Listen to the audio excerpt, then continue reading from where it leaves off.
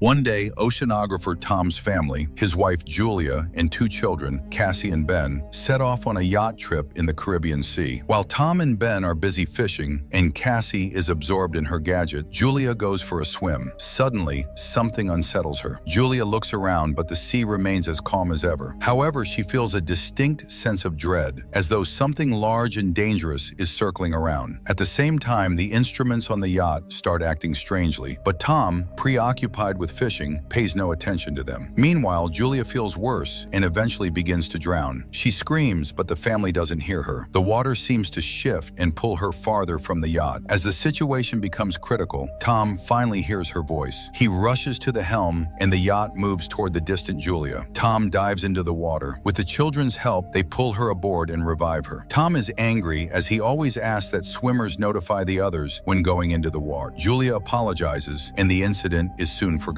Besides, the family has a reason to celebrate. Today is their son Ben's 13th birthday. Tom lights the candles on the cake, and everyone congratulates Ben, who receives gifts, while Cassie takes a group photo of the happy family. At that moment, Cassie's boyfriend calls her. He asks her about the swim, but suddenly a sudden and intense storm begins in the background. Cassie is worried, but her boyfriend reassures her that he's safe. The connection cuts off. Cassie tells her parents about the storm on land, but then everyone feels some jolts, rushes to the deck, and sees massive whale carcasses surfacing around the yacht. Tom explains that sometimes whales get disoriented during storms, but these animals are pushing the yacht, threatening their safety. Tom dives into the water and soon returns aboard, injured. While trying to figure out what's going on, he cut himself on the propeller. Julia stitches up the cut on her husband's shoulder, and he explains that the yacht's shafts seem bent, likely from a tail strike. Now they're unlikely to be able to sail away. Later, Cassie tries to re-establish communication, but there's no signal. The radio isn't picking up any signals either. Tom begins calculating their supplies. There's enough water for about 4 days, no more. But they're on a shipping route, so someone is bound to find them. However, ominous sounds come from outside, and when the family steps out onto the deck, they see glowing objects falling from the sky. They fall closer and closer, and Tom, taking a risk, starts the engine. He manages to steer the yacht away from the next meteorite, but the engine is finally damaged. The next object falls so close that the family can see they are artificial satellites of Earth. A strong wind starts blowing, and the instruments go haywire. The terrified family hides inside the yacht, which is being tossed by the waves. They put on life jackets and prepare for the worst when a strange, ringing sound is heard, causing nosebleeds and nausea. Tom tries to signal for help with a flare gun, but it's all in vain. The family barely survives the night. In the morning, they were relieved to find themselves alive, but there's a gaping hole in the side of the yacht, and it's unclear why they're still afloat. The family goes outside and freezes in amazement. The water is gone, and their boat is standing on a rocky outcrop in the middle of a stony desert where the ocean once was. Sometime later, Tom tries to reassure his family, saying that not everyone could have perished. He takes measurements and realizes that the compass is lying. North isn't where it's supposed to be. This means the Earth's poles have shifted. Such a thing has happened on Earth before, but a long time ago. It turns out that the sea has retreated to where the land used to be, and most likely, humanity has perished. Cassie can't bear this revelation and runs to the cabin, asking to be left alone. Julia goes to inventory the remaining supplies, while Ben releases a bunch of colorful balloons into the sky, hoping survivors will come to their aid. Meanwhile, Tom turns on the radio, sending out distress signals. Unexpectedly, he hears a response. It's from Naoto, the captain of a small submersible. They were deep underwater when the catastrophe happened, and that's why they survived. However, all communication systems have failed, and expecting help is futile. According to his calculations, the sea will return in about a week, and it will be harsh. So the man advises them to find higher ground and stay there. Julia orders the children to pack their things. Tom directly asks the captain if he can save their children. Naoto explains that the submersible is very small. Unfortunately, Naoto's partner died, and he can only take one person. After some persuasion, Tom convinces Naoto to take both children, and he provides his coordinates. Tom charts a course on the nautical map and promises to reach the location in a couple of days. The next morning, the family is almost ready to embark on their journey. Tom steps onto the deck and suddenly sees a man with a dog approaching. He walks toward him and greets him, but notices that the man is injured. He offers the traveler some water. The man drinks it and then suddenly punches Tom in the face, which Julia sees. She rushes to her husband as the traveler plunges a makeshift spear into Tom's chest. The dog keeps Julia at bay, though she freezes in horror herself. Realizing there's no saving her husband, she runs to the yacht. The man pursues her, injuring her arm. Nevertheless, Julia climbs onto the deck and the children, hearing her screams, run to her aid. Together, they barricade the doors to the cabin. After that, Julia hides Cassie and Ben in a locker, giving her daughter the flare gun and instructing her to shoot only as a last resort. Meanwhile, the killer tries to break down the doors and eventually succeeds. Julia hides in the bathroom, patching up her wound. Entering, the intruder heads straight to the galley and grabs some food. It's clear that he's very hungry. Holding a can of food, the man begins searching the yacht while Julia arms herself with a kitchen knife. He enters the cabin, but the woman jumps overboard, hiding beneath the yacht. The killer peers through the hole, but doesn't see her. However, the dog attacks Julia, forcing her to kill it. The man hears the yelp, goes outside, and finds the dog's body. Meanwhile, Julia climbs back onto the yacht through the portholes on the opposite side. She falls straight into the killer's hands. He beats her, throws her onto a couch, and grabs her throat, intending to strangle her. Cassie witnesses all this and realizes it's the last resort. She opens the locker and fires at the man. The shot throws him to the side, but the flare sets the yacht on fire. Julia orders the children to flee while she sneaks into the galley. The killer, only injured, tries to attack again. Julia kicks him away, grabs the packed bags, and jumps overboard where Ben finds his father's body. Cassie runs to the corpse and sobs over it. Julia kisses her deceased husband, but seeing the killer leap from the burning yacht, she takes the children and leaves. The boat explodes behind them. The family runs across the stony desert and soon takes shelter in a rocky canyon where a stream flows. However, the water is salty and undrinkable. Cassie shares a small amount of water with her brother, but he refuses to drink. The boy feels guilty, believing the killer came because he saw the balloons. Cassie also voices this thought, but Julia orders her to stop and defends her son, explaining that he didn't mean any harm. She tells the children to gather themselves as a long journey awaits, and then she spots the killer again, still relentlessly following their trail. The family hurries onward. That evening, Ben finds the carcass of a hammerhead shark and tries to butcher it, but Julia sees the pursuer and orders the children to run. They soon come across a field of once flooded, toxic waste barrels, but Julia urges the children forward despite the threat of contamination, knowing the killer is still on their heels. The family walks along the former ocean floor, weaving through piles of plastic and other trash dumped by humans. Soon, Julia notices that Ben is severely dehydrated and gives him the last drops of water. Cassie has a breakdown, convinced that they have no chance of survival, but Julia commands them to keep moving. Eventually, they find the fuselage of a plane that crashed into the sea long ago and crawl inside to rest. Julia examines the last photo of their family and recounts the story of her first meeting with Tom, which happened at her hospital, where Tom was brought with decompression sickness after a failed dive. The children weep, remembering their father and saying their final goodbyes to him. At night, Cassie is awakened by a noise and steps outside to sit near the plane. Out of the darkness, the killer approaches her, unaware that the girl is acting as bait. As he prepares to grab her, Julia ambushes him, stabbing the man with a knife. At dawn, the family prepares to continue their journey, only to discover the killer's body has been scavenged, a sign that something even more dangerous than humans lurks in the desert. They move on. Julia consults the map when Ben suddenly rushes ahead. His mother yells for him to stop, but the boy sprints toward a salty puddle and manages to drink a few gulps. Julia drags him away, but the boy becomes sick. Soon they come across some plastic chairs and build a makeshift shelter from the sun, resting inside it. Suddenly, Julia hears strange sounds. She steps outside and sees something that forces her to wake the children. Realizing the new danger, they begin running. Soon they spot a large ship in the distance, surrounded by crashed containers and a few wandering people. Julia calls out to them, but they, seeing thousands of giant crabs, dash into a container and lock the doors, ignoring her pleas for help. The three climb onto a container, though the crabs manage to wound Julia in the leg. Nevertheless, Julia, Cassie, and Ben sit on top, watching the crabs penetrate through a crack in the doors, killing everyone inside despite the people's attempts to fend them off. Julia ties a scarf around her leg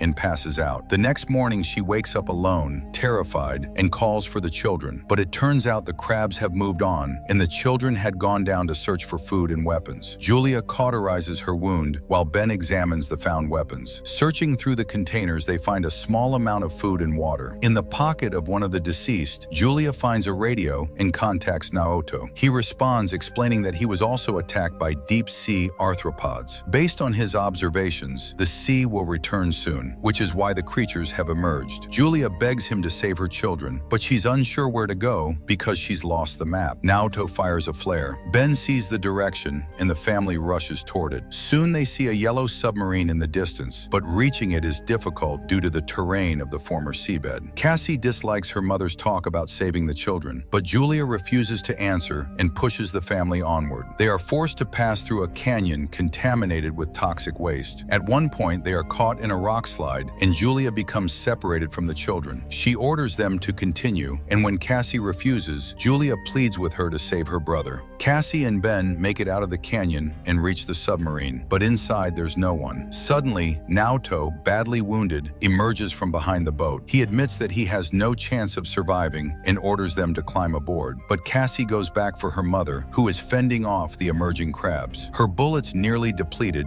Cassie climbs the rock barrier and extends her hand to her mother. They manage to reach the submarine just as the crabs overrun Naoto, who dies in their claws. The family climbs aboard, and just then, an ocean wave crests over the horizon. The water lifts the submarine and drags it across the rocks. And as Julia watches everything that happened over the past few days flash before her eyes, she passes out. When she awakens, she finds the vessel at a standstill. Julia opens the hatch, and the family emerges to find themselves in a ruined city carried there by the wave. And with that, the story ends. If you enjoyed this video, don't forget to like and subscribe. See you in the next video.